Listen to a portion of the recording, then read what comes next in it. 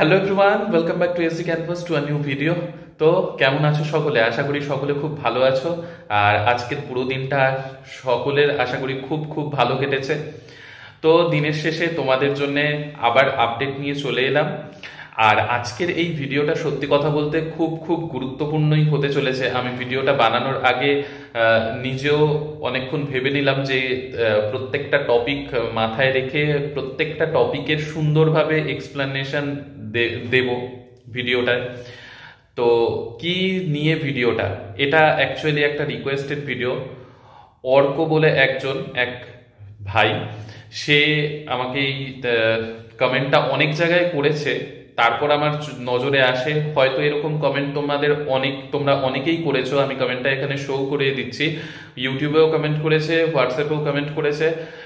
তো সে জানতে চেয়েছে, দাদা ডকুমেন্ট ভেরিফিকেশন আমরা তো আদার স্টেট থেকে যাব, নোটিফিকেশন দেওয়ার বা নোটিশ দেওয়ার কতদিন পর ডকুমেন্ট ভেরিফিকেশন স্টার্ট হবে? তারপর ডকুমেন্ট ভেরিফিকেশনের পর কতদিন বাদে জয়েনিং হয়? ডকুমেন্ট ভেরিফিকেশনের পর যে ট্রেনিং হয় সেই সময় হচ্ছে কি প্রসেস থাকে, মানে ডায়েট বা অন্য জায়গায় যে ট্রেনিং হয় সেইখানে থাকা খাওয়ার সুবিধা অসুবিধা কিরকম কি হয়। তো এগুলো নিয়ে ডিটেলসে প্রত্যেকটা পয়েন্ট আমি আলোচনা করব আজকের ভিডিওতে। তো শুরুর থেকে শেষ অবধি ভিডিওটা স্কিপ না করে দেখো। আশা করি তোমাদের সকলের এইরকম যাদের যাদের যা ডাউট রয়েছে বা যারা টিআরই করেও আসবে তাদেরও একটু জানা হয়ে যাবে ব্যাপারটা। আমার কাছে তো এগুলো সবই নতুন ছিল, আমি নতুন থেকে এগুলো মানে জেনে আমার এক্সপিরিয়েন্স হয়েছে, এখন তোমাদের সাথে শেয়ার করছি। আর সত্যি কথা বলতে এই জিনিসগুলো আজকে শেয়ার করব, আমারও মনে হবে আমি আবার সেই প্রসেসটা দিয়ে আসলাম। তো শুরু করছি আজকের ভিডিওটা।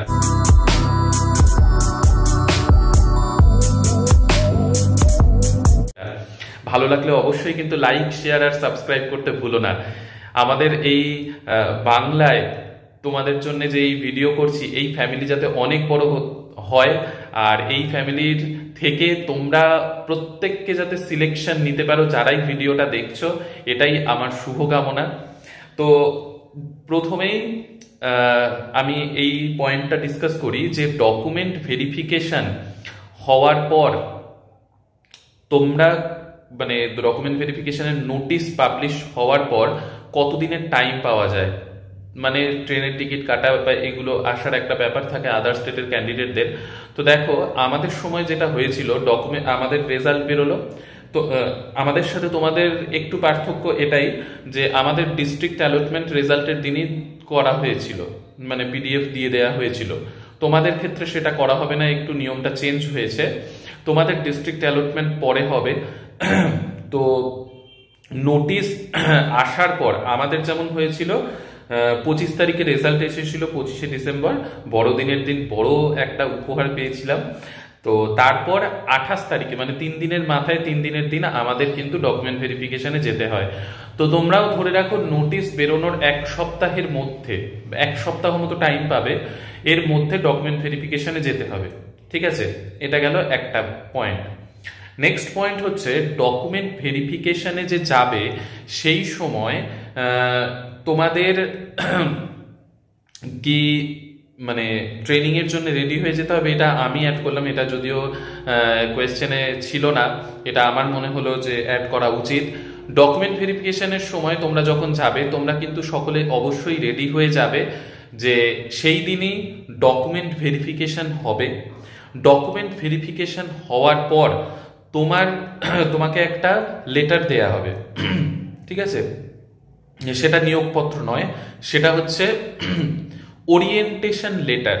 সেই ওরিয়েন্টেশন লেটারের লিখে দেয়া হবে তোমার ট্রেনিং প্রথমে ডায়েটে হবে, ডায়েট একটা ইনস্টিটিউট, সেই ডায়েটে হবে না তোমার বিআরসিতে হবে।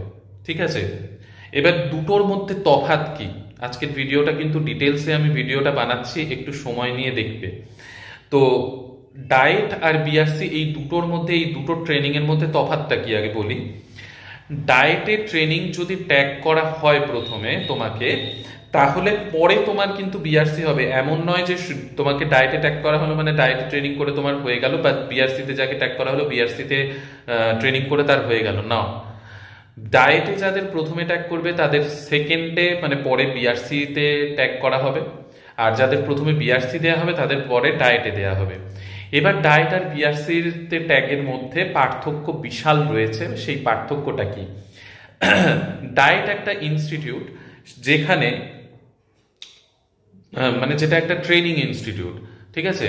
সেইখানে তোমাকে যদি ট্যাগ করা হয় প্রথমে, তোমার ট্রেনিং যদি ডায়েটে হয়, তাহলে তোমার থাকা খাওয়া এগুলোর কোনো সমস্যা নেই। থাকা খাওয়ার ব্যবস্থা ডায়েটে প্রোভাইড করা হয়। মানে ধরতে পারো ইউপিএসসি ক্র্যাক করলে সবার যেমন ট্রেনিংয়ে যেতে হয় সেইখানে থাকা খাওয়ার সব অ্যারেঞ্জমেন্ট থাকে, সেই রকম টাইপের। হ্যাঁ, এইরকম ভাবে ভাবতে পারো যে তোমাকে ট্রেনিংয়ে পাঠানো হচ্ছে, থাকা খাওয়ার ব্যবস্থা ডায়েটে ওনাদের। তোমাকে শুধু ট্রেনিংয়ে সকাল 9টা থেকে সন্ধে 7টা অবধি ট্রেনিং হয়, মাঝখানে 1 ঘন্টার ব্রেক দেয়া হয়।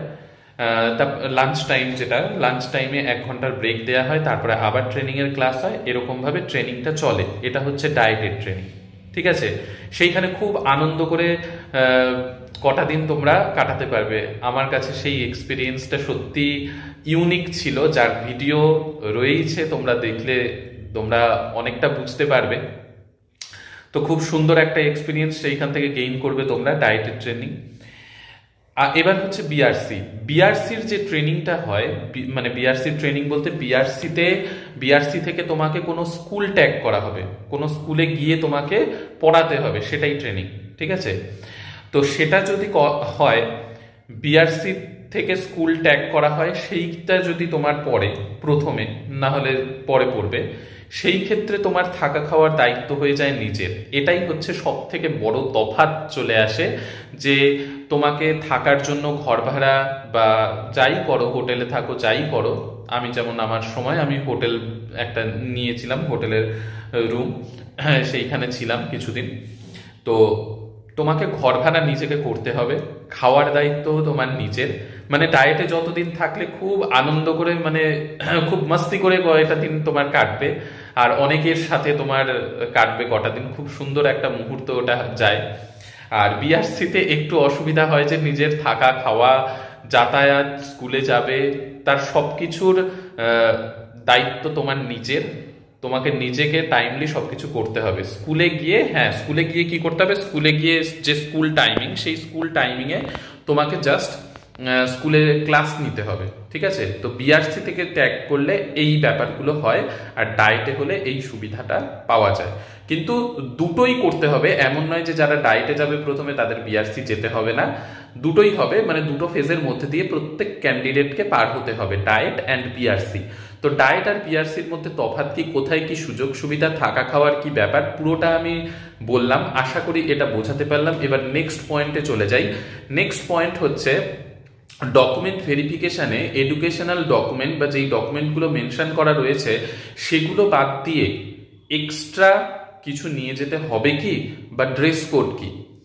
এবার দেখো, এটার উত্তর হচ্ছে তুমি যে যে ডকুমেন্টগুলোর কথা লেখা বলতে নোটিশে রয়েছে, সেটা দিয়েও আমি একটা ভিডিও বানিয়েছি, সেইখানে বুঝতেই পারবে কি কি ডকুমেন্ট লাগবে ডকুমেন্ট ভেরিফিকেশনে। সাথে করে নিয়ে যেতে হবে, আর অবশ্যই ফাইলে নিয়ে যেতে হবে। সেইখানে মানে প্রত্যেকটা কপির 2-3 কপি জেরক্স কিন্তু এক্সট্রা করে অবশ্যই সাথে রাখবে, এটা একটা এক্সট্রা। আর পাসপোর্ট সাইজের ফটো একটু বেশি করে সাথে রাখবে, অনেক জায়গায় কাজে আসে এটা। আর ড্রেস কোড বলতে দেখো একটাই কথা, এই ট্রেনিং বা স্কুলে তোমাকে যেতে হবে, সেই সময় তোমাকে ফর্মাল পরেই থাকতে হবে, বা ফর্মাল ড্রেসেই থাকাটা বেস্ট।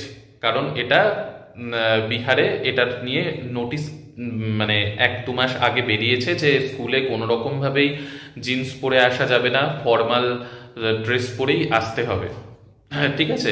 মেল ক্যান্ডিডেটদের জন্য। আর ফিমেল ক্যান্ডিডেটদের জন্য শাড়ি বা হচ্ছে চুড়িদার, এইরকম টাইপের মার্জিত ড্রেস পরে আসতে হবে, বেশি কালারিং ড্রেস পরা যাবে না, ঠিক আছে?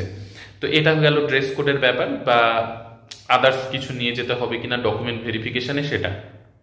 নেক্সট হচ্ছে আরেকটা প্রশ্ন, সেই প্রশ্নটা হলো ডকুমেন্ট ভেরিফিকেশন হয়ে, এই ডকুমেন্ট ভেরিফিকেশনের পর তো এই ট্রেনিং হলো, ট্রেনিং এর কতদিন বাদে স্কুলে জয়নিং হয়?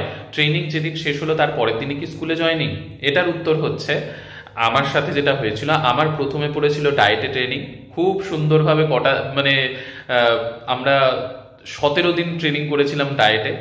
তো খুব সুন্দরভাবে ওই 17টা দিন কাটে। তারপর বিআরসি ট্রেনিং এ একটু অসুবিধা হয়, কারণ এই থাকা খাওয়ার ব্যাপারটা প্রথমেই ভালো জিনিস, একটা মানে ভালো থাকা খাওয়ার কোনো চিন্তা ছিল না, ওরকম এক্সপিরিয়েন্স থেকে যখন থাকা খাওয়ার একটু দায়িত্ব আসলো। তো আমার ক্ষেত্রে কি হয়েছিল, বিআরসিতে যখন স্কুল ট্যাগ করেছিল, স্কুলে ট্রেনিং চলতে চলতেই মেসেজ আসে মোবাইলে। সেই মেসেজ যেদিন আসে তারপর আমাদের নিয়োগপত্র নিতে যেতে হয়, তারপর স্কুলে জয়েনিং হয়। তো তাহলে কি দাঁড়ালো, মোদ্দা কথা এটা যে তোমাদের ট্রেনিং যখন হবে, ট্রেনিং হওয়ার সময় ট্রেনিং চলতে চলতেই তোমাদের স্কুল মানে ফাইনাল যে স্কুলে তোমার জয়েনিং হবে সেই স্কুলের নাম তোমার মোবাইলে মানে রেজিস্টার্ড মোবাইলে আসবে। তারপর সেখানে গিয়ে তোমাকে জয়েন করতে হবে, ঠিক আছে। এবার এইখানে একটা ইন্টারেস্টিং ঘটনা বলি, আজকের ভিডিওটা কিন্তু একটু বড় হবে, আশা করি তোমরা মজাও পাচ্ছ ভিডিওটা দেখতে, কারণ আমি আমার এক্সপিরিয়েন্সটাই শেয়ার করছি তোমাদের সকলের সাথে। এখানে একটা মজার ব্যাপার বলি, সেটা হলো দেখো আমাদের ওয়েস্ট বেঙ্গলে বা অন্য যে কোনো জায়গাতেই এইরকম নিয়ম মোটামুটি নেই, আমাদের ওয়েস্ট বেঙ্গলে তো একেবারেই নেই যে তোমার মেরিট লিস্টে নাম আসলো, ডকুমেন্ট ভেরিফিকেশন হয়ে গেল, তারপরে ফাইনাল জয়েনিং লেটার পাওয়া যায়। ট্রেনিং বলে কিছু হয় না, কিন্তু এখানে যে ট্রেনিং হয়, তোমার রেজাল্ট বেরিয়ে যাবে, তুমি ট্রেনিং করবে। আমার ক্ষেত্রে এটা হয়েছিল, মানে লোককে বলছি যে হ্যাঁ চাকরি হয়েছে, কিন্তু লোকে যখন জিজ্ঞাসা করছে কোথায় স্কুল হলো, ফাইনাল স্কুলের নাম আর বলতে পারছি না, কারণ এখানে ট্রেনিং যখন হয় তখনও তুমি ফাইনাল স্কুলের নাম জানো না। আর আমার ক্ষেত্রে ব্যাপারটা আরো আমার কাছে বেশি মানে কি বলবো, একটা ভয়ের ব্যাপার হয়ে গেছিল। কেন? কারণ তখন তো লোকে জানতোই না, বা এখনো অনেক লোকেই জানে না যে মানে ডকুমেন্ট ভেরিফিকেশন হয়ে গেছে, সব হয়ে গেছে, তাহলে তো স্কুলে জয়েনিং হয়ে গেছে। এবার লোককে এটা বোঝানো খুব মুশকিল যে না, এখানকার ব্যাপারটা একটু আলাদা, এখনো জয়েনিং হয়নি। তো ট্রেনিং যতদিন হয় ততদিন কিন্তু তোমাদের জয়েনিং হচ্ছে না, ট্রেনিং এর পর ফাইনাল জয়েনিং হবে। আর আরেকটা কথা, ট্রেনিং যতদিন চলবে ততদিন কিন্তু কোনো রকমের স্যালারি বা কিছু, একজন এটাও জিজ্ঞাসা করেছিল, সেটাও অ্যাড করে দিলাম, ট্রেনিং যতদিন চলবে ততদিন কোনো স্যালারি বা কিছু কিন্তু পাওয়া যাবে না, ঠিক আছে।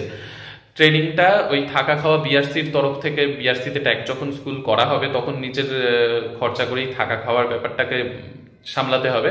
আর ডায়েটে তো ওনারাই সব ব্যবস্থা করেন, থাকা খাওয়ার কোনো খরচা ডায়েটে দিতে হয় না। তো এটা ছিল।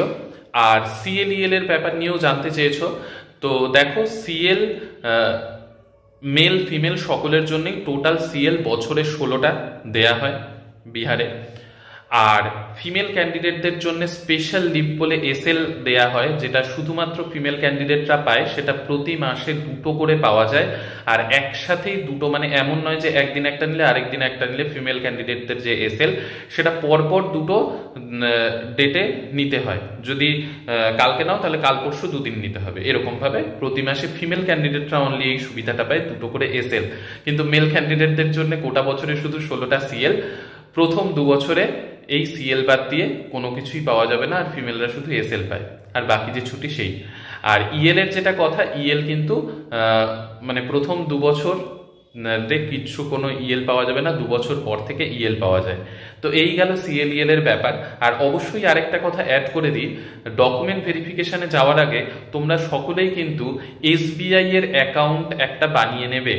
এসবিআই এর অ্যাকাউন্ট ছাড়া অন্য কোনো স্যালারি অ্যাকাউন্ট বানাবে না, ঠিক আছে। এই কথাটা মাথায় রাখবে, যদি অন্য কোনো অ্যাকাউন্ট থেকে থাকে এসবিআই এর অবশ্যই একটা অ্যাকাউন্ট বানিয়ে নিয়ে তবে ডকুমেন্ট ভেরিফিকেশনে যাবে, তাহলে তোমাদের সুবিধা হবে। না হলে ওখানে গিয়ে হুড়পাড়াপাড়ির মধ্যে ওখানেও আসে মানে ব্যাংক থেকে লোক অ্যাকাউন্ট বানানোর জন্য যখন ট্রেনিং চলে, কিন্তু সেটার থেকে ভালো আমার মনে হয়, কারণ আমিও করেছিলাম তাই, আগের থেকে এসবিআই এর অ্যাকাউন্ট একটা বানিয়ে নিয়ে যাবে, অন্য কোনো ব্যাংকের নয়। স্যালারি আসতে তাহলে একটু সমস্যা হয়, এসবিআই এর অ্যাকাউন্ট থাকলে খুব ইজিলি স্যালারি ঠিক টাইমে ঢুকে যায়, ঠিক আছে। তো আশা করি আজকের এই বড়সড় ভিডিওটা অনেক ইনফরমেশন দিলাম, ভালো লাগলে অবশ্যই লাইক শেয়ার সাবস্ক্রাইব করো।